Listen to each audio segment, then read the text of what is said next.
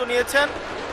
আমার এই অপোজিশন থেকে আপনাদের সবাইকে থ্যাংক ইউ জানাচ্ছি যে একটা বসার অন্তত জায়গা হয়েছে।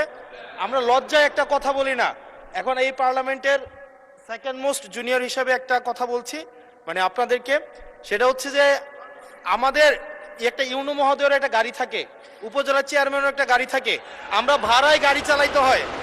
আমাদেরকে যদি আমরা লজ্জায় এটা বলতে পারি না, আমরা এটা লজ্জায় কোথাও বলতে পারি না।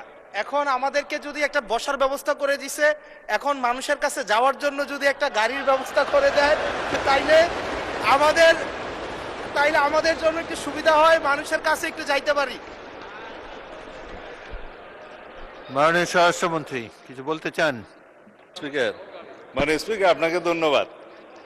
আজকে এমপিদের প্রাপ্তির পরে অপ্রাপ্তির খবরটা বলতে চাচ্ছিলাম না। আমাদের মাননীয় প্রধানমন্ত্রী যেদিন সংসদ নেতা নির্বাচিত হয়েছেন, আমাদের পার্লামেন্টারি পার্টির মিটিংয়ে প্রথমেই দুইটা অনুশাসন দিয়েছেন যে আমরা এমপিরা এই নতুন পার্লামেন্টে জনপ্রত্যাশা অনুযায়ী আলাদা কোনো সুযোগ সুবিধা নেব না। সেই হিসাবে তিনি অনুশাসন দিয়েছেন, একটা আইন আছে, এটা সংসদ বিষয়ক মন্ত্রণালয়ের অধীনে সংসদ সচিবালয় থেকেই লিড করবে। এই আইনে আমরা একটা সংশোধনী আনবো যে এই মহান জাতীয় সংসদের কোনো সদস্য আমরা ট্যাক্স ফ্রি গাড়ি নেব না। এইটা মাননীয় সদস্য বাদে বাকি সবাই তালে দিছে, কিন্তু আমাদের মাননীয় সদস্য ছাড়া দিছে।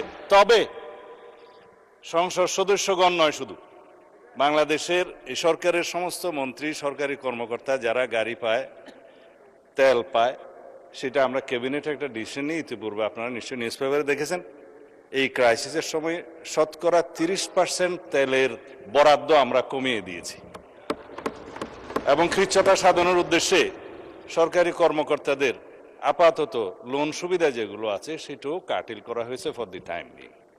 মাননীয় সংসদ সদস্য নিশ্চয়ই অফিস পেয়ে খুশি হয়েছেন, আবার গাড়ি না পেলে নাখুশ হবেন।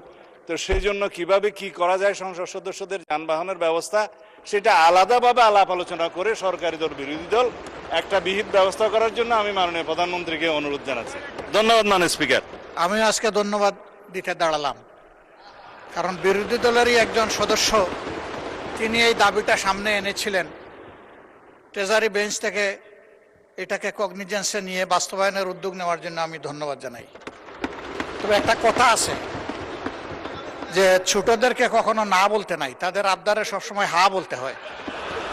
হাসনাত আব্দুল্লাহ বলে ফেলেছে, সাথে সাথে না না বললে আমি বেশি খুশি হইতাম। আমি চিন্তা করেছিলাম যে এত বড় খবরের পরে বিরোধী দল থেকে কিছু মিষ্টি